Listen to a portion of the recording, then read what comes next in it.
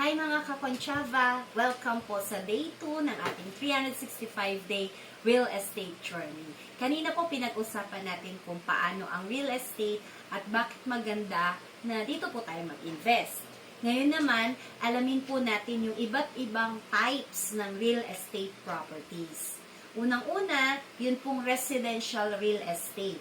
Ito po yung mga bahay, condo, townhouse at mga apartment. Basically, yung mga tinitirhan po ng tao. Perfect po ito para sa families, individuals, o mga gustong magpaupa for rental income. Ang tip po, kung gusto mo ng steady na rental income, residential properties po ang best starting point. Second, yung pong commercial real estate. Ito naman po yung mga properties para sa negosyo. Kagaya halimbawa ng malls, yung mga office spaces, tsaka po retail stores. Kung gusto mong kumita sa negosyo ng ibang tao, ito po ang target nyo. Extra tip po, dito po sa atin sa Pilipinas, malakas po ang demand ng commercial spaces. Lalo sa highly urbanized areas like Metro Manila tsaka Cebu. Imagine kung may tenant ka, big business, diba? Stable yung kita mo. Next po yung industrial real estate. Ito yung mga warehouses, factories, manufacturing plants. Medyo less glamorous pero sobrang profitable po ito. Lalo na kung nasa strategic po yung location. Tulad ng malapit sa ports o mga economic zones. Yung sekreto po, location.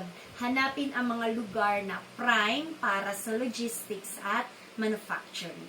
Lastly, yung pong agricultural real estate. Ito po yung mga farms, rice field, tsaka vacant land.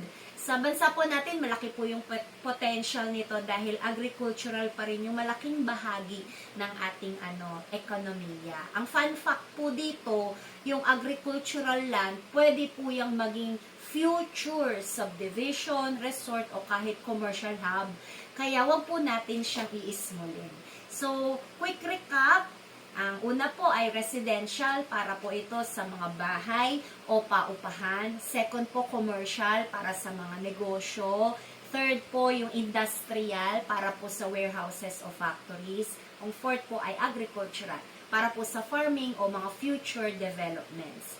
Ngayon po, alam mo na yung mga types ng real estate properties. Alin po kaya dito yung bagay sa inyo? Comment nyo po yung thoughts po ninyo dito po sa comment section at pag-usapan po natin.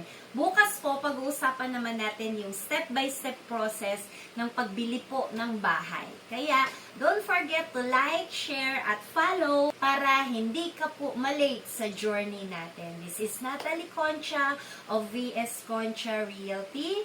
See you tomorrow! Tandaan po real estate is for everyone. Let's learn together!